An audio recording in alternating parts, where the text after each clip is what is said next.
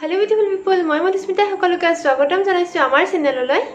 আজিৰ এই ব্যস্ততাপূৰ্ণ জীৱনত যদি আমি নিজৰ খোৱা লোৱাৰ প্ৰতি গুৰুত্ব নিদিও, তেতিয়া হলে আমাৰে ক্ষতি। শৰীৰটো সুস্থ আৰু সজীৱ হৈ থাকিবৰ বাবে খোৱা লোৱাৰ উপৰিও আৰু বিভিন্ন কথাত গুৰুত্ব দিব লাগিব। আমি নিজে জানো আৰু দেখিছো ককা আইতাহঁতৰ দিনত ইমান বেমাৰ নাছিলে। এতিয়া ইমান কম বয়সৰ পৰাই মানুহৰ বিভিন্ন ডাঙৰ বেমাৰ হয়। সুগাৰ প্ৰেছাৰ এইবোৰটো আজিকালি বহুত কম বয়সৰ পৰাই হোৱা দেখা যায়। এইবোৰৰ কাৰণে অকল আমাৰ ব্যস্ততাপূৰ্ণ জীৱনকে দুখ দিব নোৱাৰি, কাৰণ আগৰ দৰে এতিয়াৰ খাদ্যবোৰো নহয়। প্ৰায় সকলোবোৰ খাদ্যই ভেজাল বুলি ক'লেও ভুল নহ'ব, মানে সাৰ চাৰ দিয়া এনেকুৱা।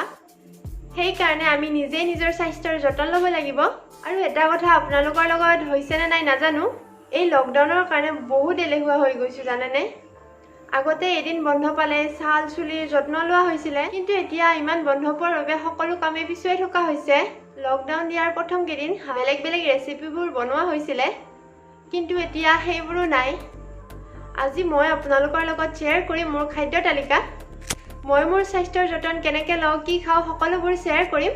আশা কৰোঁ আপোনালোকে ভিডিঅ'টো শেষলৈ চাই থাকিব, আৰু যদি ভাল লাগে তেতিয়াহ'লে লাইক আৰু শ্বেয়াৰ কৰিব নাপাহৰিব।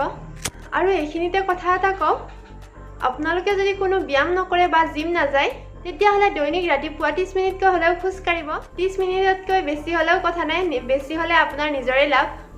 দৈনিক 30 মিনিটকৈ খোজ কাঢ়িলে আপুনি সুস্থ হৈ থকাৰ উপৰিও যদি শকত তেতিয়াহ'লে ক্ষীণ হৈ যাব, আৰু মানসিকভাৱেও সুস্থ সবল অনুভৱ কৰিব।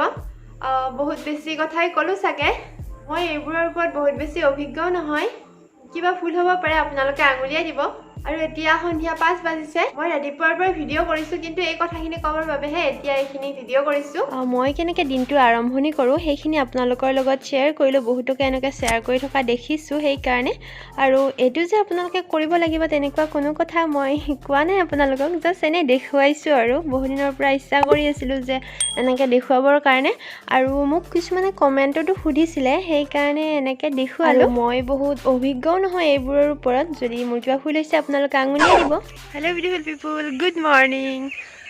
এতিয়া আহিছোঁ মৰ্ণিং ৱাক কৰিবৰ কাৰণে, আৰু আজি অকলে আহিছোঁ। আনদিনা হ'লে মা আহে, মা আৰু ভাইটি আহে, তো আজি অকলে আহিব লগা হৈছে। আজি অকণমান দেৰিয়ে হ'ল, 5:15 হৈছে। এইফালে সূৰ্য উদয়ে হৈছে, দেখিছেনে?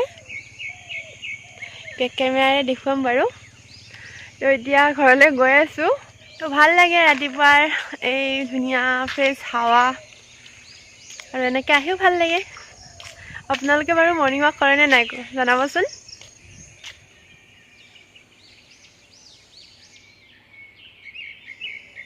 আৰু এয়া আহি আহি আমলখিৰ তল পাই গ'লোঁ।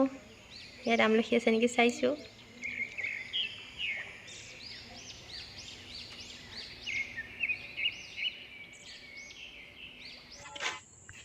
মৰ্ণিং ৱাক কৰি অহাৰ পিছত এয়া লৈছোঁ মই গৰম পানী, আৰু গৰম পানীখিনি চাহৰ দৰে অকণমান বেছি গৰম হ'ব লাগিব, মানে চাহৰ দৰে খাইছোঁ অকণমানকৈ।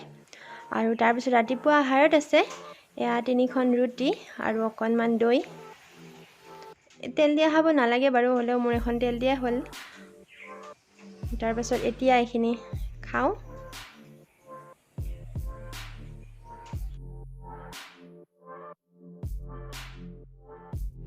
দৈ বহুতো উপকাৰ আছে, এতিয়া এইখিনি মই খাই লওঁ ভালদৰে।